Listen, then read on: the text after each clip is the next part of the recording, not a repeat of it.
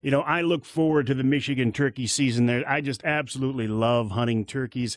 It's something I got hooked on several years ago, and now I just can't wait for the season to start. I always go for the early season. Now, I know sometimes the hunting is actually better during the May season, but I can't wait to get out there. So I go for the earliest season I can. And because of that, sometimes the weather is a little bit squirrely when I get out there.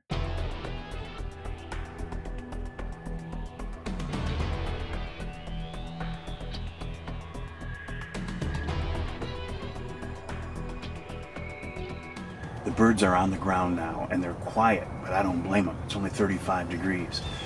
Once they hit the ground, they work their way off to the north. They're probably heading out into that orchard to go out there and feed and display. I'm hunting the same property I have for the last several years. It's a piece of land that holds a lot of birds traditionally every year. I've kind of got a sense where they move now. Second morning, I'm in the same spot, but it's even windier. Still, nothing. I knew it was time to make a move, and I knew the birds were on the north end of the property, so that's where I headed.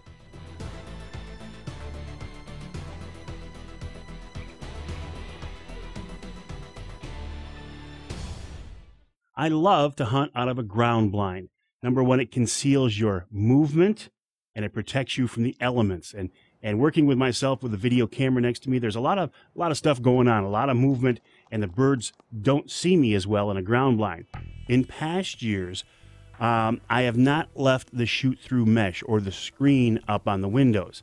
Now, I can get away with that because if you keep everything black behind you and turn the windows down, trim them down into a little slit so you can see out and the game can't see in so well, you can kind of get away with it. But last year I got busted. I got busted by whitetails, I got busted by turkeys, and I got busted by bear. They knew I was in that blind. So this year I said, all right, I'm going to leave that shoot-through mesh up in front of me so the game can't see in. The problem with that is I had been using Carbon Express F15 expandable heads, and I had great results with those. But I was reluctant to shoot an expandable head through that mesh. So this year I switched to the F15 fixed blade head. I'd used these in the past, had great results, so I used the fixed blade because I didn't want to shoot the expandable through the mesh. On that third afternoon of the season, I go back out to that same spot. It is still windy as can be. But it didn't seem to stop the birds' movement. Now, I had seen birds off to the south of me out in the orchard earlier in the afternoon. About 6 o'clock, though, I hear a little bit of noise to the left of me. In comes a flock of birds. A lot of hens, some jakes, and 3 longbeards. One of them was in strut.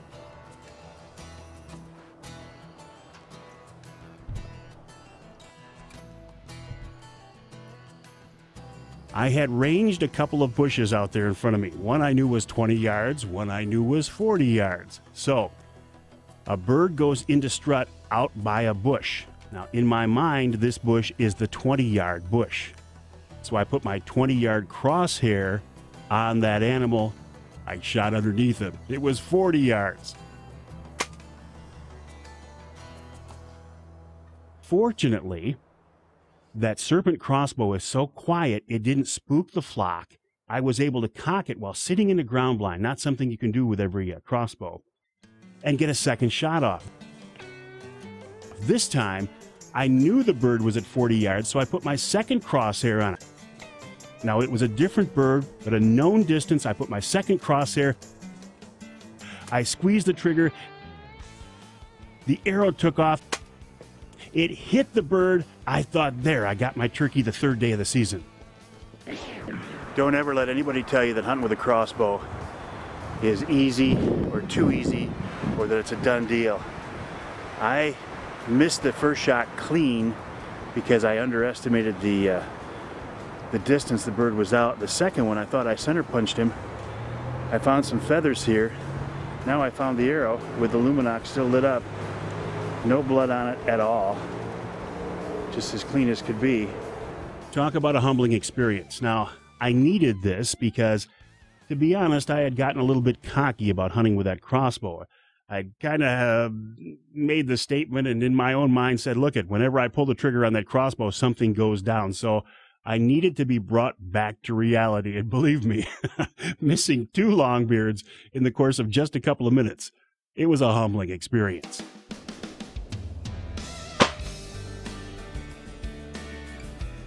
You know what I found out, though, later about why I missed these birds, and this is a good lesson?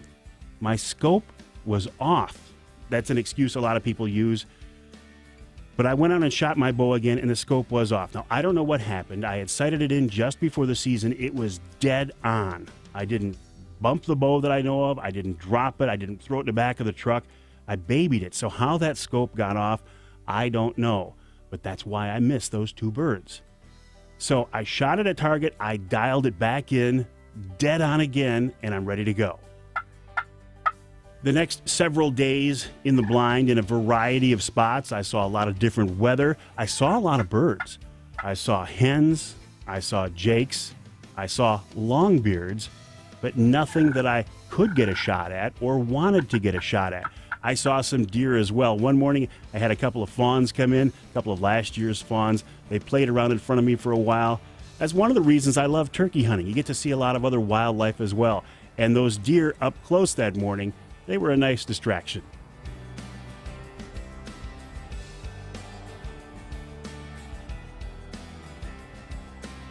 So one afternoon, I'm sitting on the edge of the orchard, and down to the north of me, about 150 yards, I see some birds enter the orchard down in the corner. I knew the birds like to enter the orchard from this spot. They like to go out there and feed and display. I couldn't reach those birds from where I was. It was too far for a shot, but I moved the blind north closer to that gate. In fact, I put that gate 40 yards from me. So the next time those birds came out there, I was going to be sitting there and I was going to be ready. That following morning, I went out to that new spot down by the white gate. The funny thing is, I almost didn't go out that morning. It was kind of stormy. It was raining when I got up. I really didn't want to get up, but I made the decision, hey, you can't take a turkey if you're laying in bed. So I got up and I went out to the blind. A little bit after it got light, I heard several gobblers still on the roost. They hit the ground, talked for a while. I called to them a little bit just to let them know I was there, and I shut up. Turns out that was the right move. I see some hens come in down by the white gate. Guess what's following them? A couple of jakes, and then a couple of longbeards. One of those birds started to puff up, but I didn't give him the chance to go fully into strut. So I put the 40-yard crosshair on this bird. I pull the trigger. I see the luminoc heading towards him.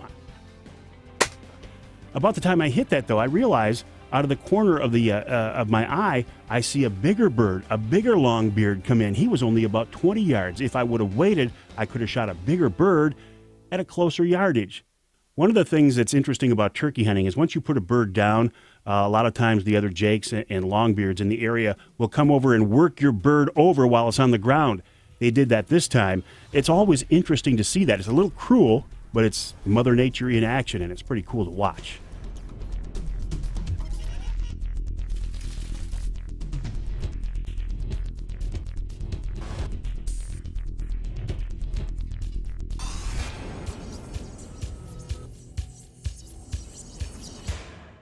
Well, I had just about given up on this season. I didn't think it was going to happen. I knew I had my chances earlier on.